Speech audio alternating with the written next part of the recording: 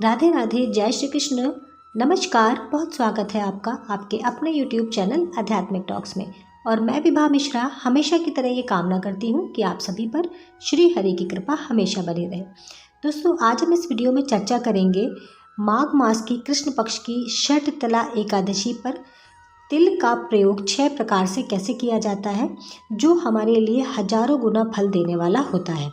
तो इसके बारे में संपूर्ण जानकारी मैं आपको देती हूँ। यदि आप मेरे चैनल पर पहली बार हैं और चैनल को अभी तक सब्सक्राइब नहीं किया है तो आपसे अनुरोध है, वीडियो पसंद आने पर चैनल को सब्सक्राइब करिएगा और इस जानकारी को ज़्यादा से ज़्यादा अपने मित्रगणों और प्रियजनों में शेयर कीजिएगा। कहते हैं कि आध्यात्मिक चीज़ों को, ज्ञान को बांटने से ज्ञान और भी ज़्यादा बढ़ता है और सभी को इसका लाभ प्राप्त होता है।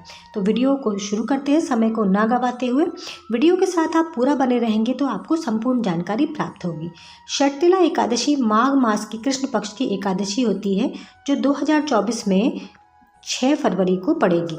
एकादशी तिथि का प्रारंभ 5 फरवरी को शाम 5:25 से शुरू होकर 6 फरवरी को शाम 4:07 पे समाप्त होगी एकादशी तिथि।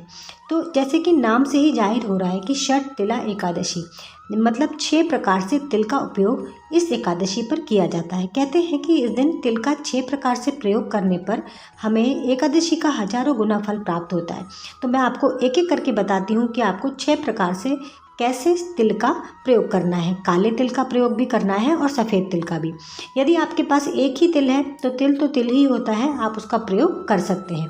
वैसे दोनों काले और सफ़ेद दोनों तिलों का दोनों अलग अलग प्रकार से प्रयोग किया जाता है। सर्वप्रथम एकादशी के दिन आपको ब्रह्म मुहूर्त में उठना होता है।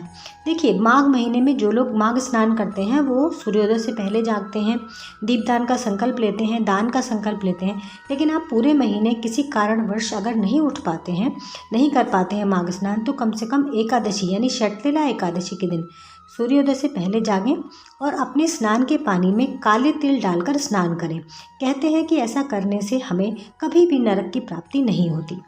दूसरा कार्य आपको क्या करना है, स्नान करने के बाद आपको सूर्य भगवान को जल देना है।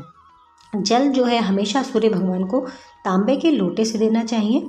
लोटे के जल में आप 1 चुटकी काले तिल डालकर भगवान सूर्य को अर्घ दें। कहते हैं कि ऐसा जल देने से हमारे पितृ तृप्त होते हैं और उन्हें मतलब प्रसन्नता होती है और वो हमारे ऊपर प्रसन्न होते हैं। देखिए, अगर आपके पितृ आप पे प्रसन्न है तो अकारण जो आपके कामों में बाधाएं आ जाती हैं या आपके काम बनते बनते बिगड़ जाते हैं, वो स्वयं ही समाप्त हो जाती हैं बाधाएं। और पितृ का प्रसन्न होना हमारे जीवन में एक बहुत ज़्यादा महत्वपूर्ण बात होती है।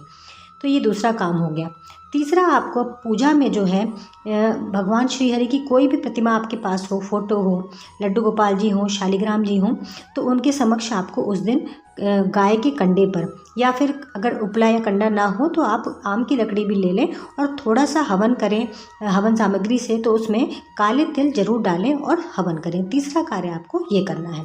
चौथा कार्य, आपको श्री हरि विष्णु को जो भी भोग लगाएं उस दिन आप, तो वो तिल से बना हुआ होना चाहिए। जैसे कि तिल की मिठाई हो गई, तिल की गजक हो गई, या फिर अगर आपको ऐसी चीज़ नहीं मिल पाती है तो आप अपने घर में थोड़ा सा तिल भून के और उसमें गुड़ मिला लीजिए, छोटे छोटे लड्डू बना लीजिए हाथ से, और वो तिलकुट का भोग जो है आप श्री हरि विष्णु को जरूर लगाएं। भोग में भी आपको तिल का ही प्रयोग करना है।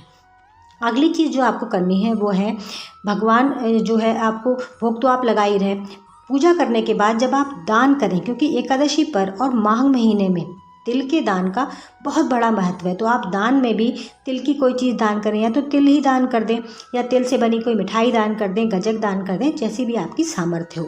अंतिम कार्य आपको, छठवां कार्य जो करना है वो ये करना है कि तिल का सेवन भी किया जाता है। तो जो भोग आपने श्री हरि को लगाया है, तिल से बनी मिठाई का या गजक का, जिस भी चीज़ का, तो उसका आप सेवन करें, प्रसाद को ग्रहण करें।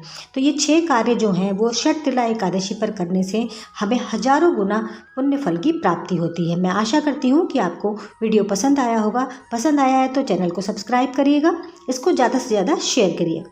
वीडियो सुनने का बहुत बहुत धन्यवाद।